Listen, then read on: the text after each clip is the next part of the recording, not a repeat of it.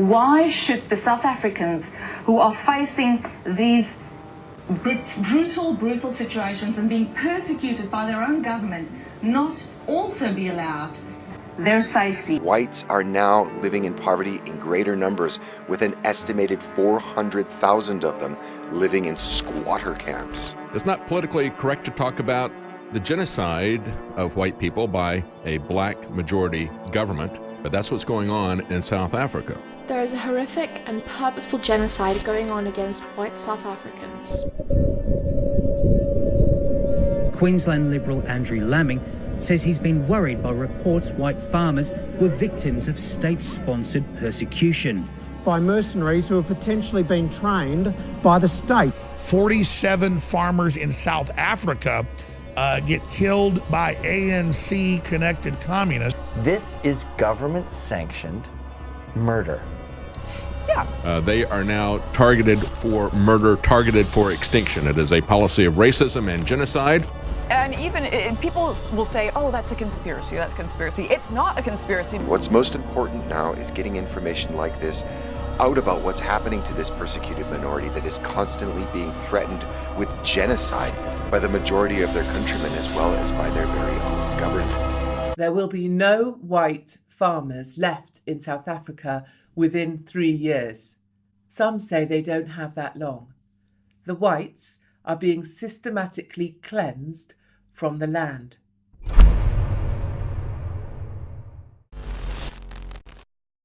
So, South Africa. If you're an average person living in the West, you probably don't know or, quite frankly, think that much about South Africa. And that's most likely because the media doesn't really care about anything that's happening outside of your country. But if you've been paying attention to the far right, you've probably heard a lot about it. And that's because South Africa has been a talking point of the far right for decades. But with the recent rise of the alt-right and alt-right, we've seen a resurgence in these far-right narratives. Now, there's a very good reason why the far-right covers these topics, and a lot of other people don't. And that's because things are complicated. South Africa has a long and very complex history, and as I previously stated, not many people in the West know anything about it. And as we'll see later in the video, there isn't a lot of solid, clear-cut data for a lot of the problems that are facing South Africa. And this creates the perfect environment for the far right to spread misinformation that helps their wider narrative. Now we're going to look into those larger narratives and how South Africa plays into them in another video. But first, I think we all need to get caught up, and that's going to involve us learning some history. Wait, come back. Don't worry, I already learned all the boring history stuff by myself. So we're going to do this in a more entertaining way. The original reason why I was going to do this video was because of Lauren Southern. She's been talking about South Africa a lot, with an upcoming documentary where she focuses on poor whites in South Africa. And given the fact that she has a history of citing open racists as her source... You know, I can't be racist, I'm just quoting statistics. Oh, by the way, my first source is a fucking Nazi. Saying she thinks that anecdotes should count as evidence? I'm saying I think we should know what is going on the ground. Sure, but the way Data is the plural of anecdote. I think we need to know what is... No, it's not. It's absolutely not. It's absolutely not. Data is not the plural of anecdote. Data is a carefully constructed and collected thing. And pretending that Paris's culture has been utterly destroyed because she walked around a neighborhood and didn't see French braids anywhere.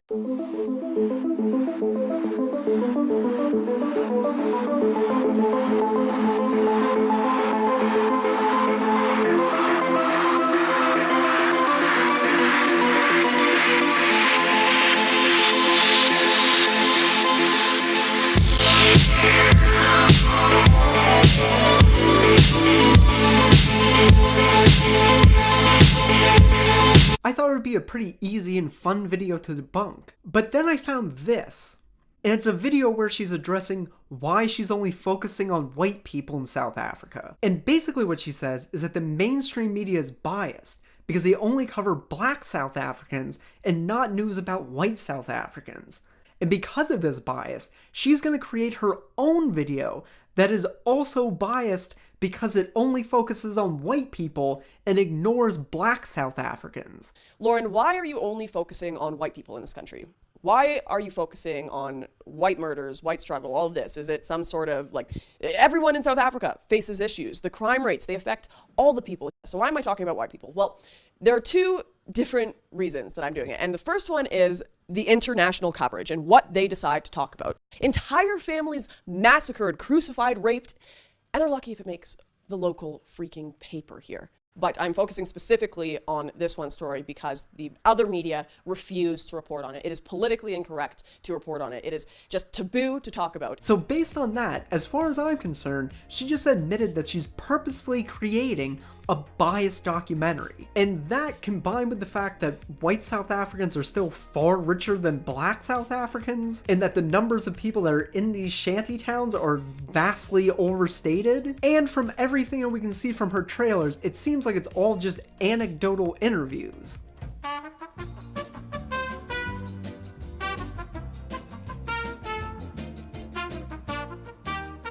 I figured that it would actually be too easy to debunk that video. In fact, I just did it already.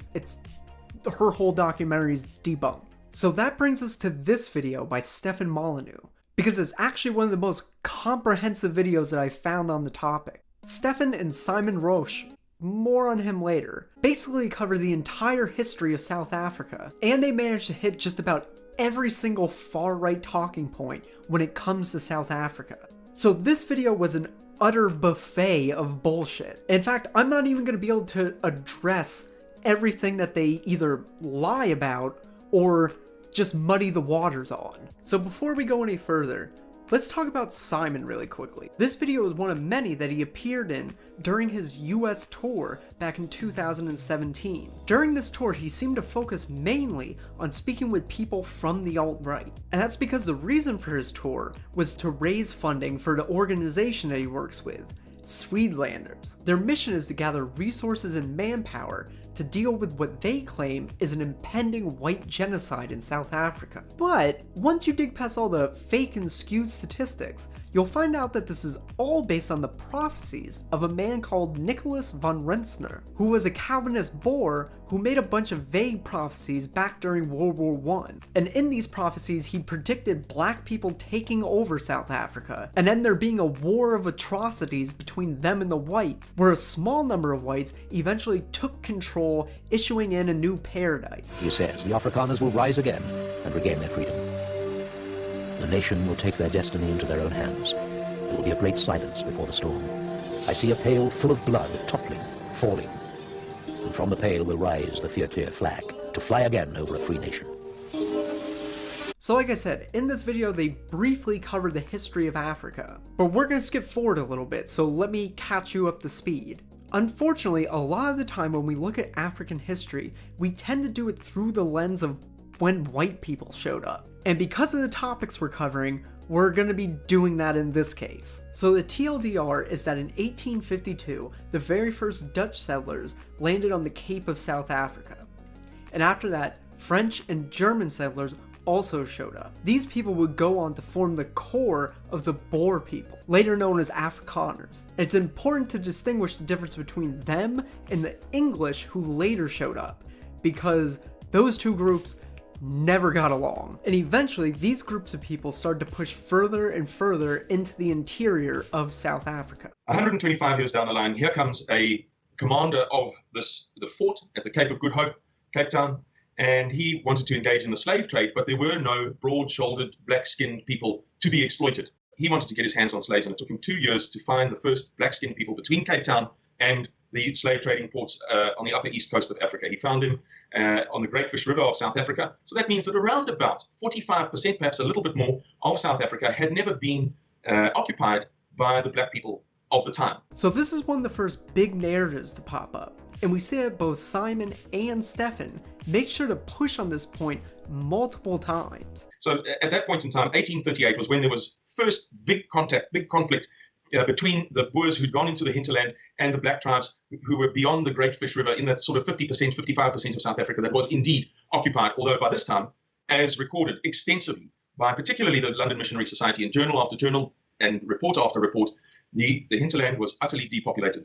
So we have, I mean, for almost 200 years, we have Boer expansion into generally unoccupied territory. I mean, it's like setting up your farms on the Antarctic. I mean, where there's, you maybe displace a few penguins, but you're not really impacting human settlements. But let's remember, of course, largely unpopulated land. And what they're talking about here is the myth that much of the land in South Africa was unoccupied before white settlers arrived. And I say that it's a myth because there's no anthropological evidence supporting it, and we have evidence contradicting it. This myth dates back to before 1866, and it was originally created by Europeans to justify their move into these lands. Fast forward to the beginnings of apartheid, and we'll also see that it was the underpinnings of the Natives Land Act. This act created 10 homelands, which black Africans were then forcibly moved into. And of course, while making these homelands, whites made sure that they got to keep the best farmland. Ultimately, this meant that 70% of the population was crammed into only 13% of the land. We'll talk a little bit more about the homelands later in the video. So the Boer myth claims that the Bantu people moved southward into the area of the Fish River around the same time that the Boers moved northward from Cape Town during the Great Trek.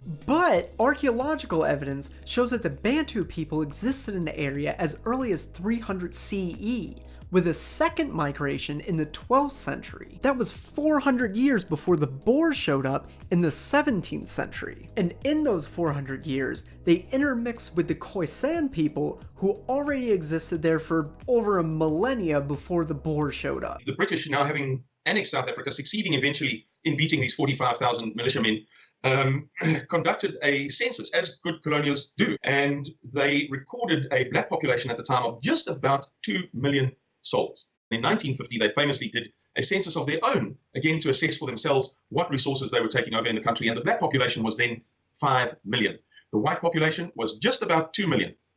But the population of blacks under white, I wouldn't say rule, but under white authority, has been steadily increasing. And that is not what people often think about when they think of, the decimation of colonial powers and destroying the local population, driving them off cliffs and into the ocean and into graves. No, well, between 1950 and the year 2000, the black population, as we said, went from 2 million to 5 million, now it goes from 5 million to 40 million. An eightfold increase in 2 generations. It's a phenomenon. And these are the things that make us so frustrated, these egregious facts and figures that the world overlooks, and we believe it's deliberate, because how can such phenomena not be acknowledged? Okay, so this is another weird argument that's brought up multiple times. It's weird for 2 reasons. The first is that it's all around a bad argument. The fact that the black population grew in this time period says nothing to the living conditions that they were in, or to how they lived as second-class citizens when compared to whites. For example, the black population grew in America under slavery, even after it was made illegal to import new slaves, and the black population continued to grow even more under Jim Crow. But that doesn't mean that their quality of life was good or that they had freedoms. And the second reason why this is a weird argument is because of Stefan Molyneux's politics. Considering this is a man who thinks that taxes are oppressive, he seems very quick to excuse the abhorrent conditions that black Africans lived under. Are you against the horrors of the permanent underclass that has been created by government education and the welfare state? Does your conscience say that this is monstrous and evil, and it's the most destructive thing that has ever been foisted on the poor outside of the medieval goddamn plague? If you're a cow in an electrified paddock and you want to spray paint on your side, I don't like me paddocks. Farmer doesn't care. Just stay in the goddamn fence and you can do whatever you want. The fence is your money. The fence is your obedience, which is enforced upon you. So when your friends say to you, I want so-and-so to be in power, I want so-and-so to be in power, I'm in favor of the war, I'm in Social Security, national debts, you name it, what they are saying to you, to your face, is, if you act upon your conscience and cease to support that which is morally repugnant to you and destructive to the lives, literally, of millions of people, if you act on that which is right, I want you kidnapped and thrown in jail for years. You are ringed by the snipers of statism and those who support you, being thrown in jail for following your conscience. That is the stakes that we're at. You're ringed by weapons. And you say to people, put down the weapons. Let's reason about this. Put down the weapons. Let's reason about how to solve problems in society, how to fix things, how to get things done, so that people don't get caged, so that the unborn don't get sold off and stolen from, so that the solution to problems is not always more guns, more laws, more fucking cages. Let's just reason together and see if we can't find a way to have a society which is not murder-based, which is not cage-based, which is not violence-based. This is something that is often underappreciated in this sort of general demonizing of Europeans, demonizing of Christianity, demonizing of whites. It has swung too far. Of course, criticisms can be leveled upon all occupying powers, all governments at all times. The question is, where would you rather live? But the population of blacks under white, I wouldn't say rule, but under white authority, has been steadily increasing. And that is not what people often think about when they think of, the decimation of colonial powers and destroying the local population, driving them off cliffs and into the ocean and into graves. Just because they had a lot of kids doesn't mean that they weren't poorly treated. And this is another thing that people sort of need to understand a little bit about South Africa and poverty as a whole, that, if generally white people or East Asian people get a lot of resources, they end up, focusing on careers and learning how to play the flute and learning how to do kabuki theater with skiing gloves and stuff. But what happens with other populations, if you give them a lot of resources or there's more money or food around, they just have a whole lot more kids. And that, of course, is the big challenge when it comes to trying to solve the problem of poverty. There's an old saying that the best contraception is industrialization. That's not true for all populations around the world. It's not true. It goes to archaic selection theory.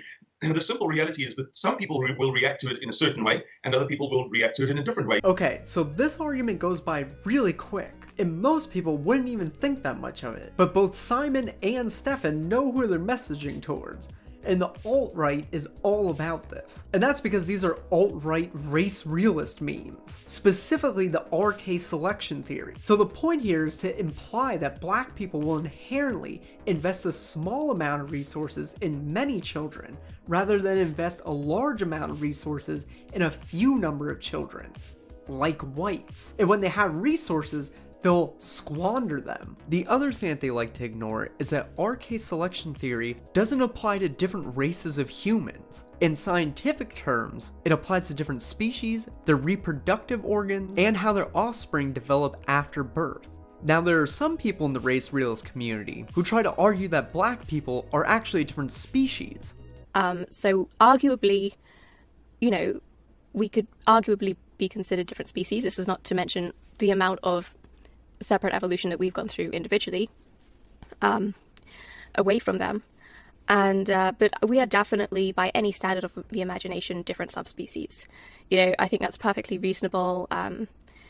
I've tried coaxing this out of a few different scientists, and they tend to just kind of, silently give a nod of the head without actually saying it, because it's so unpolitically correct that you just can't say, look, there are different subspecies here.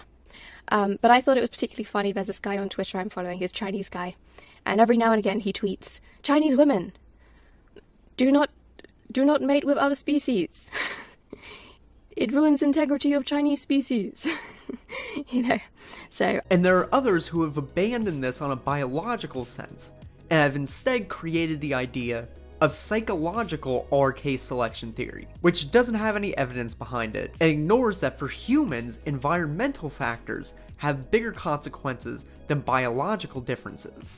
So let's take a look at the environmental differences between black and white South Africans. So between 1950 and 1986, 1.5 million black Africans were forcibly relocated to the 10 homelands, which we already discussed. Once there, they were not allowed to freely move.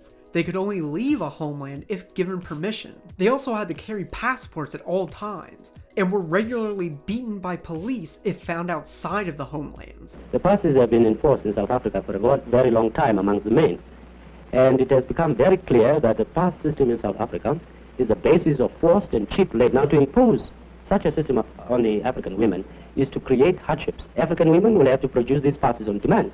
If they fail to do so, they will be arrested in the streets, they will be stopped at stations, they will be stopped as they visit one another in the locations, and if they haven't got those passes, they will be stopped and immediately arrested and brought before the court. Because of a lack of resources and government neglect, these homelands turned into slums. The new apartheid state relied on black labor. Under this system, black Africans were only allowed to do menial labor, and the education system was even molded around this. As we can see in this quote from Hendrik Verwoerd, who was South Africa's Minister of Native Affairs, and was later their Prime Minister.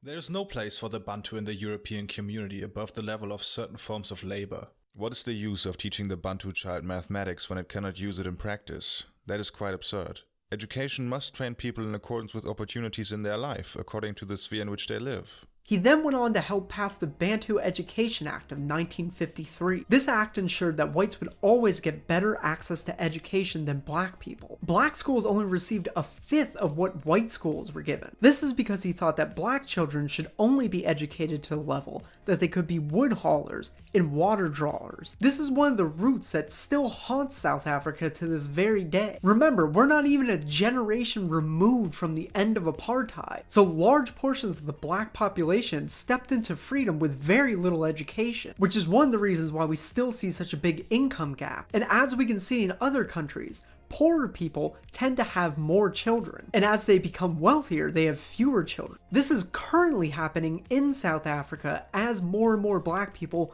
move into the middle class. So this argument holds no water, and it also ignores science and the history of South Africa. Well, if any of the liberal viewers of your channel ever make a pilgrimage to Nelson Mandela's house in Soweto, they'll pass the world's largest hospital on the left-hand side on Old Potch Road. It's called the Chris Hani Baragwanath Hospital. The largest hospital in the world was built in the middle of Soweto. That is what permits people, or assists them, if they don't rein themselves in, to produce phenomenal population expansion, such as, with all due respect to your viewers, Europeans and Americans don't comprehend. They just have no frame of reference to appreciate this, I don't know, explosion. So let's pause for a second and take a deeper look into this hospital that Simon's talking about. Like a lot of the things that they talk about in this video, it seems like a very small, innocuous point. But once you dig deeper, you find out a lot of very interesting things. For instance, the fact that this hospital has been a large part of Afrikaner nationalist propaganda since apartheid. Originally it started as a military hospital, but under apartheid it found itself within the Soweto Township, which was a segregated area, which was formed when blacks were forcibly removed from Johannesburg. And then it became a civilian hospital for the black residents. The apartheid government used the hospital as a showpiece. Originally, they talked a lot about its size, similar to Simon. It's the world's largest hospital. And of course, because it was in a homeland, it suffered funding like everything else. For example, in 1988, 101 doctors from that hospital signed an open letter calling the conditions disgusting and despicable. This was because the apartheid government was only spending $22 per black patient, and the hospital had served 2 million people, compared to the $100 that was spent per person in Johannesburg General, which only served 500,000 whites. It turns out that they didn't even have enough money for beds, and despite its massive size, it was overcrowded and people were sleeping on floors. So it seems pretty dishonest to act like having a big hospital and access to healthcare was good for black people, when it turns out that the hospital was overcrowded and they were getting worse care than white people, despite being a majority in the country. And it was done in the spirit of a sort of Christian conservatism. You know, unlike, and this is not to say that we're entirely benevolent and everybody else is bad, but the simple reality is that that kind of benevolence where you build the world's biggest hospital for people that you're oppressing didn't occur in Mozambique, Angola, and in Congo, Zaire under the Belgians, but it was very much a product of the hard, tough, Boer Afrikaner people. Yes, apartheid, yes, this, yes, that, yes, the other. But there was always a kind of thing in the background of, we will be judged if we don't do a bare minimum for the people. If we're too cruel and too hard, we're going to get punished for it. You know, this Christian ethic is a core characteristic of the people. So, okay, dear me, we better build hospitals and schools and what have you that didn't happen in other colonial environments, with the results that we've discussed. In this video, both Simon and Stefan work overtime to pull out these apartheid apologetics. We'll see later in the video that they try and push the blame for apartheid onto the English. They also completely ignore focusing on any of the negatives of apartheid, while only playing up the supposed benefits of it, which at the most were scraps thrown to the black population so that the white population could prosper. None of these things were being done out of altruism. They were simply doing the bare minimum to maintain a pool of cheap labor. It's very important to clarify one thing. Apartheid was begun by the British after their success in the Anglo-Boer War in 1902. It was the British who said, all right, these Afrikaners have been here for a while. They're living in more or less peace with the blacks. Yes, they're dominant. Nobody's suggesting that the Afrikaner Boers were not dominant. But there is no conflict. There is an absence of conflict, and the two parties are occupying more or less the same land, the same territory, the same sovereign states. The one is recognized citizens, the others are second-class citizens, but the fact remains they're okay. The British then devised various techniques and strategies which later became known as apartheid, well in advance of apartheid, up to 50 years before, and there are extensive records of this. Even if the English did start apartheid, that's still pretty irrelevant considering apartheid took place under the Afrikaner rule. But when you actually do look into it, like Simon suggests, you turn out that he's not being entirely accurate. Now, the English definitely did set up restrictive measures, which were a prelude to apartheid. But one of the most significant and drastic things that led up to apartheid, which was the Native Lands Act of 1913, happened under an Afrikaner parliament. And this was after South Africa was established as a country at the end of the Second Boer War in 1910. So the Afrikaners had control of the parliament for 3 years before they passed this act. Once again, when you look at this argument, it doesn't even stand on its face. And when you go deeper, it turns out that it's not even supported by facts. I mean, this is clearly being done to try and absolve the Boer people of any responsibility for apartheid. And in the intervening period, South Africa was an extraordinarily successful country. Wealthy, middle class, not egregiously wealthy, not stinking rich, but everybody lived a comfortable life. Of course, there was a tier of second-class citizens in the form of the black African people and the colored people. Think about what he just said for a second. Not everyone was rich.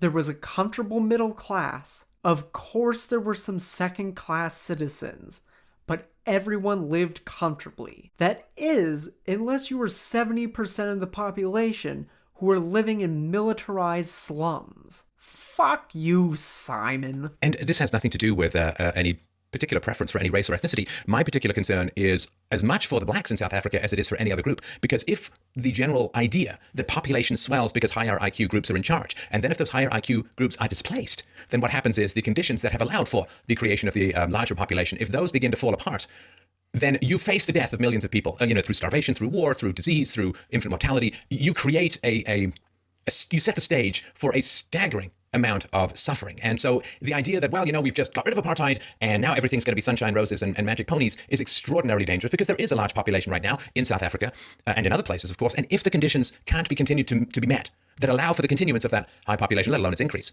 well, what's going to happen? So this is an interesting argument, because I don't know what Stefan would have actually wanted. Because as we've already seen, the apartheid government worked to keep black people undereducated. Many well-educated whites left South Africa, taking their capital with them. So of course South Africa is struggling.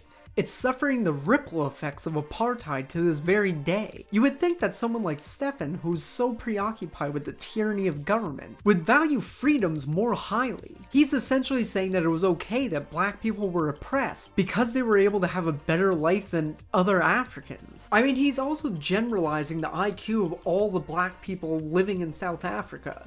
He doesn't show any evidence that low IQ black people are moving into governmental positions. It's just as likely that black people with comparable IQs to white people are moving into government. These arguments reek of the white man's burden, which is the idea that white people have a burden to help dumber, inferior races, who otherwise couldn't help themselves. And apartheid, and I'm not entirely sure that the causes of apartheid, the productivity of apartheid, regardless of how we look at this morally, economically, it was enormously productive. So that was a really quick assertion which they never actually backed up, and it turns out that it isn't even true. The apartheid economy wasn't that particularly strong. In fact, that was one of the reasons why they moved away from it. Despite the fact that unemployment is up, the economy has grown significantly since the end of apartheid, and wages have increased. I'm not sure that there was a very clear sense of how things were going to work, other than magic pixie dust of egalitarianism and democracy is going to make everything even better than it was before. Was there anything else in place that I wasn't aware of that was going to aid in this transition?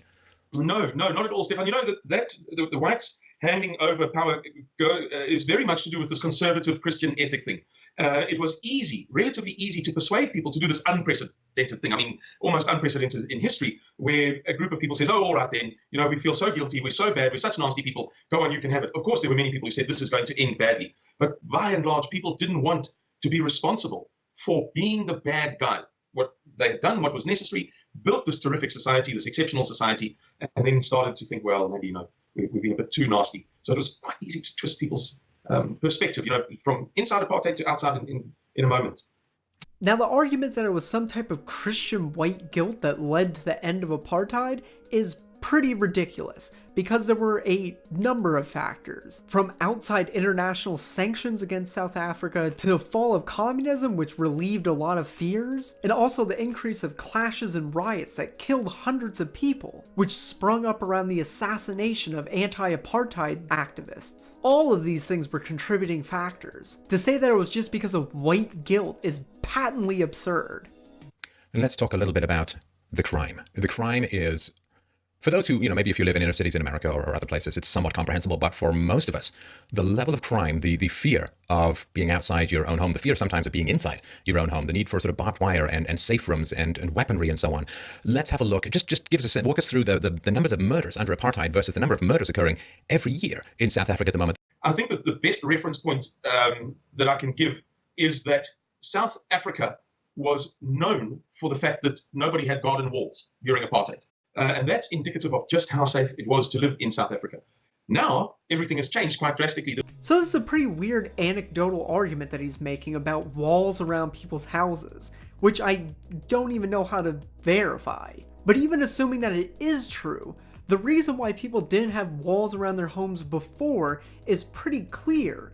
It's because the walls were built around all of the poor people. And as we know, crime is correlated with poverty. So if you have all the poor people stuck in concentration camps and only let them out under strict military watch, of course the white rich population isn't going to have walls. Now, everything has changed quite drastically. The number of murders of whites by black people since the beginning of apartheid is around about 74,000. Nobody is certain.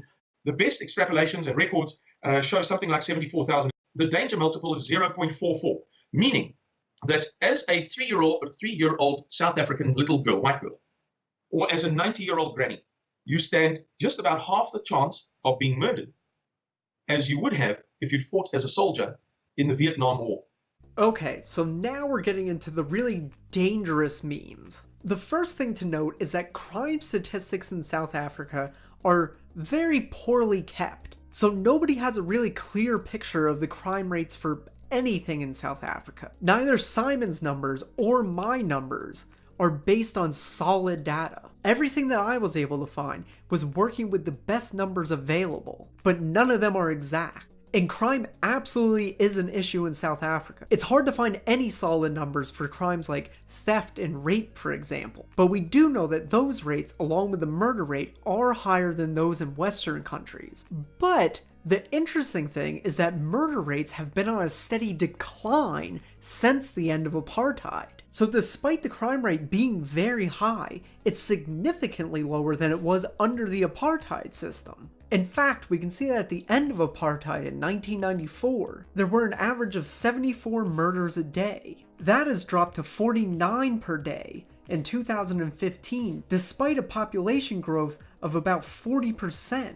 And the whole narrative that whites are disproportionately in danger isn't supported by the data. In fact, whites are much less likely to be murdered than black people are. This is supported by an analysis that was done in 2009 of over 1,300 murder dockets.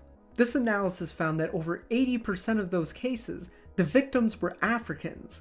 Whites only accounted for 1.8% of the cases, despite being over 8% of the population. Now you have to keep in mind that that data is very old, but it's the most recent data that exists. There are no numbers to back up Simon's claims. In fact, one of the big problems when it comes to the statistics on the farm attacks is that the race of the victims aren't kept. So despite there being a 23% increase of farm attacks in 2016 to 2017, we don't know the race of those victims. And I don't even know where he gets that 74,000 number from. It seems like he might have gotten it from this South African singer, and she doesn't cite any sources. In fact, every time that I found this number, nobody can back it up, and in a few instances when they've been challenged, they have re-advised their numbers. And that's because, like I said, there's no statistics backing this stuff up.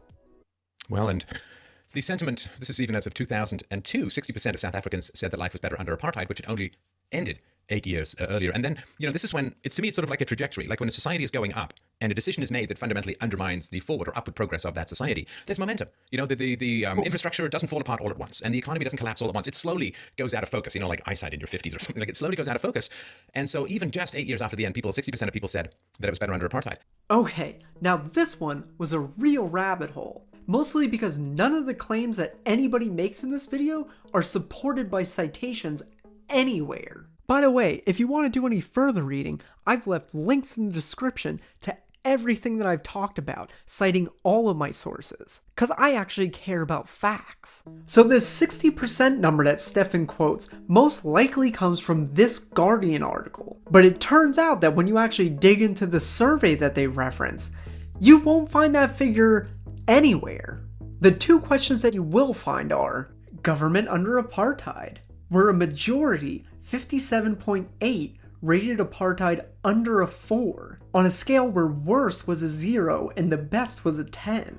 There was also question current system with the last two political parties, where a majority, 62%, rated the current government at a 5 or higher.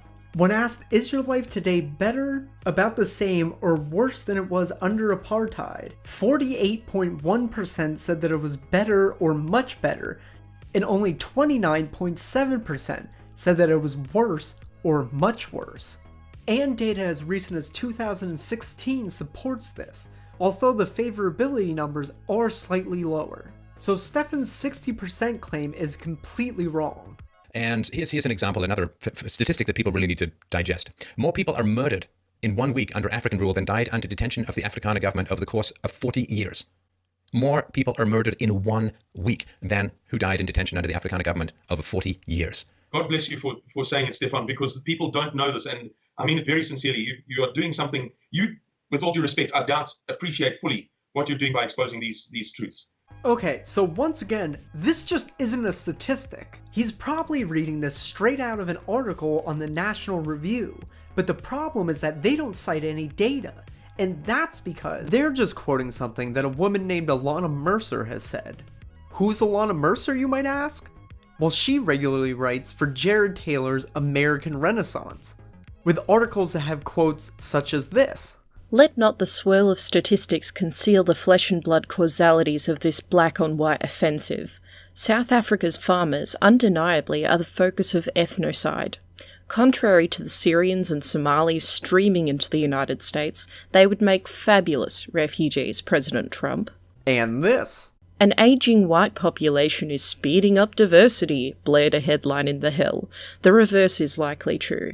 Corrected, The Hill headline should have read, could speeding up diversity contribute to a decline in the white population? The now waning West became great not because it was more populated than the rest of the world and outbred it.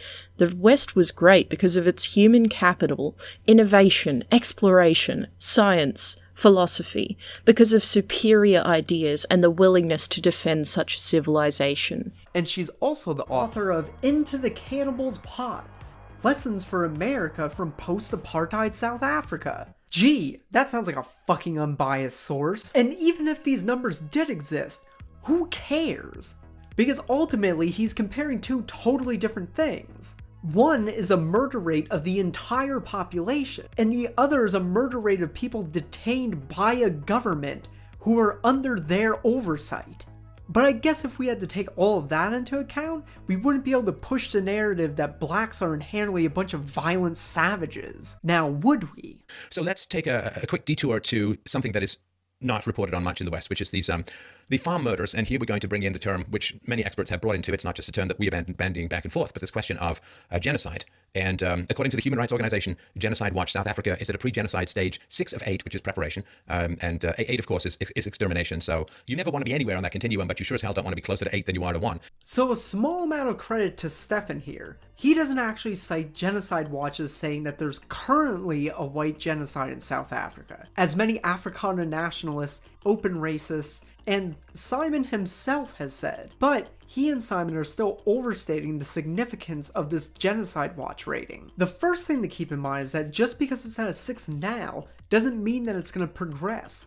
Nobody can predict the future, We don't know how things are going to go, and we don't know what's going to have to happen to move that number up or down. Another thing to keep in mind is that other organizations that track genocides and the risks of genocides don't have South Africa at a significant risk, or even at a risk at all. There are also issues with the data that Genocide Watch uses, and the fact that they aren't transparent with their methods. Farming in South Africa is the most dangerous occupation on the planet. There are more murders per capita for farmers in South Africa than on any other community in the entire planet that isn't currently in a war zone. It is more dangerous to be a white farmer, as you just said, than it is to be a policeman in Guatemala. Now, when we speak about farmers, we speak about the family, not the male alone in these statistics. So that means that you've got more chance of dying as a 4-year-old daughter in a farmstead in South Africa than you have if you're a policeman in Guatemala. Once again, comparing the likelihood of white people being murdered in South Africa to police officers being killed in Guatemala is ludicrous, because there just isn't any solid data supporting that. And when it comes to farm attacks specifically, the most recent numbers that we have come from a 2003 inquiry, which found that 38.4% of farm attack victims were white. Which, granted, these numbers are incredibly old and they can't be applied to current trends. But like I pointed out, that's the most recent data. Simon has nothing. Granted, the attacks that do happen are absolutely a problem, and in some cases are extremely brutal. But when we actually look at the numbers, it turns out that none of this is supported by data. And these are clearly hate crimes, because if it was merely they want your wallet, they want your cell phone, they want whatever it is you've got, then this torture and rape and mutilation and so on, which we talked about occurring hundreds of years ago in South Africa, would be entirely unnecessary. That these are ideological crimes, these are hate crimes, these are race war provoking crimes that are predicated largely on, again, socialist fuel, lefty fueled resentment of farmers who were doing better, just as the communists did in Russia when they went to all the poor farmers and said, oh, those farmers are only rich because they've stolen everything from you, and then they took the land from the more productive farmers and gave it to the less productive farmers, and everyone starved damn well to death. These are crimes of ideology, they are not crimes of poverty. So once again, this is an assumption. There isn't any recent data on this. The latest numbers that we can find are once again from 2003. That inquiry found that the vast majority of attacks had robbery as the main motivation. Once again, these numbers are extremely old, and we can't apply numbers from 2003 to 2017. I guess it's up to you to decide if old data or no data is better in this situation. Probably the best thing to do in this situation is not make inferences whatsoever. But you can't scare the shit out of people with that.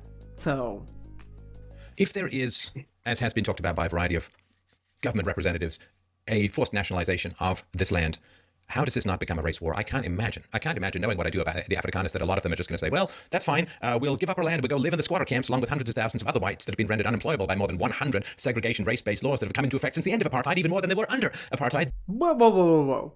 Hundreds of thousands of whites live in squatter camps? Instead of hundreds of thousands, I think what he meant to say was around 31,000. And those numbers are even pretty sketchy. This is only briefly focused on in this video, but this is a pretty big talking point within the far right. In fact, that's mostly Lauren Southerns. The interesting thing is that despite early white flight from South Africa and affirmative action programs, whites are still the wealthiest people in South Africa. In fact, the average white South African earns 5 times more than the average black South African. You know, everybody who's out there who watches this, who listens to this, you now have an obligation. This is the great price of knowledge. With knowledge comes responsibility and obligations. If you know how to cure a disease, well, guess what? Now you're the guy who's responsible for curing the disease. So, wow, we're actually going to end this video on a point of agreement. I agree that with knowledge, there does come responsibility. And I hope that I've given you enough information to help debunk this far-right propaganda and to go out and challenge it. That's going to be the end of this video.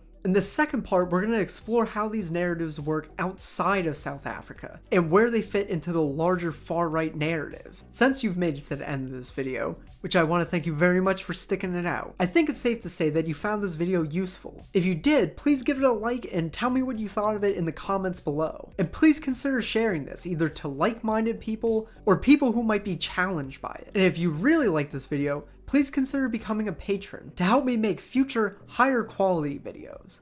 I want to thank both 3 Arrows and Claudia Brown, who are both kind enough to take the time to record voiceovers for this video. And I want to thank the MOA, who provided a lot of help for research on this video. If you don't already follow their channels, please go do so. They are fantastic. I also want to thank all of my fantastic patrons who are currently scrolling up the screen right now. I also want to give a very special thank you to Ewan Wardle, Polar Robin, Liam Waddy, Jenny Messer, Zoe Tropes, Google Hushabye Valley or I'll give you a swirly, Sleepy Slug, Adam00, and Miss Contrary. Your support has really helped to improve my videos. I cannot thank you enough.